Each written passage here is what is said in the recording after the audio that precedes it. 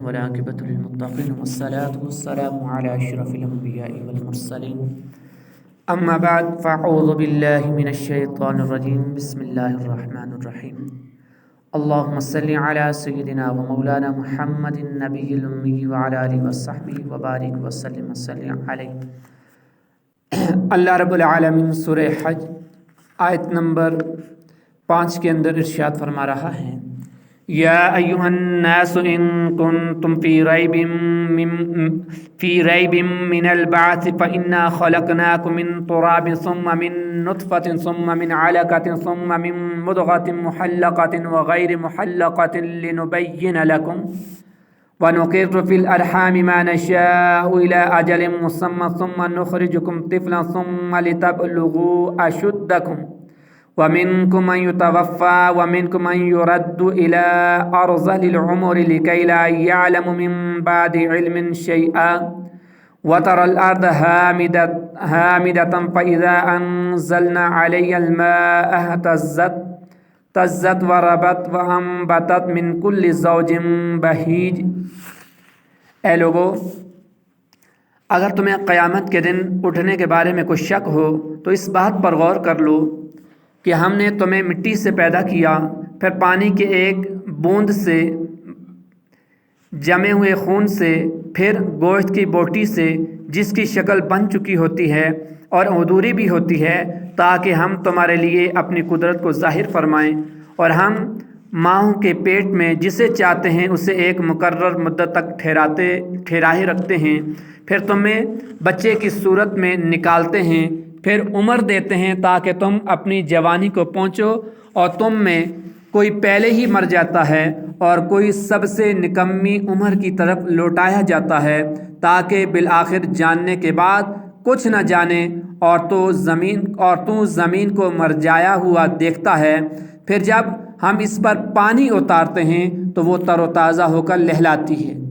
اور بڑھتی ہے، اور وہ ہر قسم کا خوبصورت سبزہ اگاتی ہے. یا ایھا الناس، اے لوگوں. اس سے پہلی آیت کریمہ کے اندر شیطان کی پیروی کرنے پر ڈانٹا گیا، اور اس آیت میں ان لوگوں پر حجت قائم کر دی گئی جو مرنے کے بعد دوبارہ زندہ کیے جانے کے منکر تھے. چنانچہ اس کی پہلی دلیل یہ ارشاد فرمائی کہ اے لوگو، اگر تمہیں قیامت کے دن اٹھنے کے بارے میں کچھ شک ہو تو اس بات پر غور کر لو کہ ہم نے تمہاری نسل کی اصل یعنی تمہارے جد اعلیٰ حضرت آدم علیہ السلام کو مٹی سے پیدا کیا، پھر ان کی تمام اولاد کو ناپاک قطرے سے، پھر جمے ہوئے خون سے، پھر گوشت کی بوٹی سے جس کی شکل بن چکی ہوتی ہے اور حضوری بھی ہوتی ہے اس سے پیدا کیا. انسان کی پیدائش کا حال اس لیے بیان فرمایا تاکہ ہم تمہارے لیے اپنی قدرت کو ظاہر فرمائیں اور تم اللہ تعالیٰ کی قدرت اور حکمت کے کمال کو جان لو، اور اپنی پیدائش کے ابتدائی حالات پر نظر کر کے سمجھ لو کہ جو قادر برحق ہے بے جان مٹی میں اتنی انقلاب کر کے جاندار آدمی بنا دیتا ہے، وہ مرے ہوئے انسان کو زندہ کر دے تو یہ اس کی قدرت سے کیا بعید ہے. اللہ تعالیٰ انسان کی پیدائش کس طرح فرماتا ہے، اس کو ایک حال سے دوسرے حال کی طرف کس طرح منتقل کرتا ہے، اس کا کچھ بیان تو اس آیت کریمہ کے اندر گزرا، اور سرکار دو عالم صلی اللہ علیہ وسلم نے ارشاد فرمایا، بخاری اور مسلم شریف کی حدیث مبارکہ ہے، تم لوگوں کی پیدائش کا مادہ ماں کے پیٹ میں 40 دن تک نطفے کی صورت میں رہتا ہے، پھر اتنی ہی مدت جمع ہوا خون، پھر اتنی ہی مدت گوشت کی بوٹی کی طرح رہتا ہے، پھر اللہ تعالیٰ ایک فرشتہ بھیجتا ہے جو اس کا رزق، اس کی عمر، اس کے عمل، اس کا بدبخت یا سعادت مند ہونا لکھ دیتا ہے، پھر اس میں روح پھونک دیتا ہے. یہ حدیث قابل توجہ ہے کہ انسان کے اندر روح پھونکنے سے پہلے ابھی گوشت کا لوتھڑا ہوتا ہے انسان اپنی ماں کے رحم کے اندر، تو اللہ اس وقت فرشتے کو بھیجتا ہے کہ جو اس کا رزق لکھ دیتا ہے کہ یہ بندہ ہے مومن دنیا میں جائے گا کتنا رزق پائے گا، اور جو فرشتہ اس کے مقدر میں رزق لکھ دیتا ہے، جب تک دنیا کے اندر آنے کے بعد وہ انسان اپنا پورا مکمل رزق پا نہیں لیتا اس سے قبل اس کو موت نہیں آتی۔ حدیث کا یہ حصہ ہمارے لیے رزق حلال کمانے کے لیے کافی ہے کہ ہر انسان اس پر یقین کامل رکھے کہ جو رزق اس کے مقدر میں لکھا ہوا ہے وہ اس کو بالآخر ضرور مل کر رہے گا، اور انسان ہمیشہ کوشش کرے کہ جو اس کے مقدر میں رزق لکھ دیا گیا ہے وہ حلال ذرائع سے اس کا حصول کرے، حلال ذرائع سے اس کو حاصل کریں۔ رزق اتنا ہی ملنا ہے جو مقدر میں لکھا گیا ہے، اس سے ایک دانہ زائد وہ حاصل نہیں کر سکتا۔ تو کیوں نہ کہ جو لکھا ہوا ہے اس کو ذریعہ حلال ذرائع سے، حلال آمدن سے، حلال اسٹرگل اور محنت سے اس کو حاصل کیا جائے۔ اور دوسری بات اس کی عمر، کہ یہ شخص دنیا میں جائے گا کتنا عرصہ رہے گا، یہ عمر بھی لکھ دی جاتی ہے۔ اس کے عمل، کہ یہ دنیا میں جا کر کیا کیا عمل کرے گا، نیک بختوں والے عمل کرے گا یا بد بختوں والے عمل کرے گا۔ وَنُقِرُّ فِي الْأَرْحَامِ مَا نَشَاءُ، اور ہم ماں کے پیٹ میں جسے چاہتے ہیں ٹھہرائے رکھتے ہیں۔ مرنے کے بعد دوبارہ زندہ کیے جانے پر ایک دلیل قائم کرنے کے بعد پیدائش کے بعد کا حال بیان کرتے ہوئے ارشاد فرمایا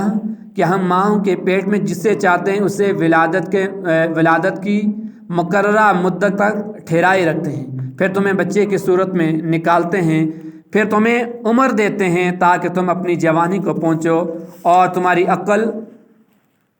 و قوت کامل ہو، اور تم میں کوئی پہلے ہی مر جاتا ہے اور کوئی سب سے نکمی عمر کی طرف لٹایا جاتا ہے۔ سب سے نکمی عمر سے مراد کیا ہے؟ کہ انسان چھوٹا ہوتا ہے، پھر اللہ رب العالمین اس کو عقل و شعور عطا کرتا ہے، اس کو توانائی عطا کرتا ہے، اس کو عقل عطا کرتا ہے اور عقل کامل عطا کرتا ہے، پھر اس کے زندگی کے لمحات گزرتے رہتے ہیں خطا کہ دوبارہ اس کو جو اللہ نے عقل دی تھی وہ عقل دوبارہ سلب ہو جاتی ہے، بڑھاپے کے عالم میں چلا جاتا ہے، جتنی باتیں اس کو یاد ہوتی ہیں وہ بھول جاتا ہے، یعنی نسیان کی اس سے بیماری لاحق ہو جاتی ہے۔ وہ بڑھاپے کے اندر جا کر پھر وہی حرکات و سکنات کرتا ہے کہ جو بچپن کے عالم کے اندر وہ کیا کرتا تھا۔ تھوڑی تھوڑی بات پر اس کے اندر چڑچڑا پن آ جاتا ہے، غصہ آ جاتا ہے، تو اللہ کیا فرماتا ہے کہ دوبارہ نکمی عمر کی طرف اسے لٹایا جاتا ہے اور سب کچھ بلا دیا جاتا ہے۔ اور اللہ رب العالمین بہت سارے لوگوں کو اس سے محفوظ بھی رکھتا ہے کہ آخری دم تک ان کی عقلیں سلامت رہتی ہیں، کتنی ہی عمر ان کی کیوں نہ گزر جائے، لیکن اللہ رب العالمین کے کرم سے ان کی عقلیں، ان کی سماعتیں، ان کی نظر اور ان کی میموری یہ تمام کی تمام محفوظ رہتی ہے، یاداشت ان کی محفوظ رہتی ہے۔ اور بہت سارے لوگوں کو ہم خود دیکھتے ہیں، آپ دیکھتے ہیں کہ جب آخری عمر کو پہنچتے ہیں تو ان کی یاداشت چلی جاتی ہے، ان کی نظر چلی جاتی ہے۔ آگے اللہ رب العالمین فرماتا ہے وَتَرَ الْأَرْضَ هَامِدَةً، اور تو زمین کو مرجایا ہوا دیکھتا ہے۔ یہاں سے مرنے کے بعد اٹھنے پر دوسری دلیل قائم کی جا رہی ہے کہ چنانچہ ارشاد فرمائے کہ ہے انسان تو زمین کو مرجایا ہوا اور خشک دیکھتا ہے، پھر جب ہم اس پر پانی اتارتے ہیں وہ مرجائی ہوئی زمین دوبارہ زندہ ہو جاتی ہے اور اس کے اوپر طرح طرح کے سبزے اگا آتے ہیں، طرح طرح کے اناج اگ آتے ہیں، یعنی جیسے ہم نے اس زمین کو مردہ کیا پھر اچانک اس کو زندہ کیا، اسی طریقے سے انسان کو بھی جب اللہ رب العالمین موت طاری کرے گا اس کے بعد دوبارہ انسان کو اللہ رب العالمین زندگی عطا فرمائے گا۔ ذَلِكَ بِأَنَّ اللَّهُ هُوَ الْحَقُّ وَأَنَّهُ يُحْيِي الْمَوْتَى وَأَنَّهُ عَلَى كُلِّ شَيْءٍ قَدِيرٌ، یہ اس لیے ہے کہ اللہ ہی حق ہے، اور یہ کہ وہ مردوں کو زندہ کرے گا، اور یہ کہ وہ ہر شے پر قادر ہے۔ ذَلِكَ بِأَنَّ اللَّهَ هُوَ الْحَقُّ، یہ اس لیے ہے کہ اللہ حق ہے کہ مرنے کے بعد دوبارہ زندہ کیے جانے پر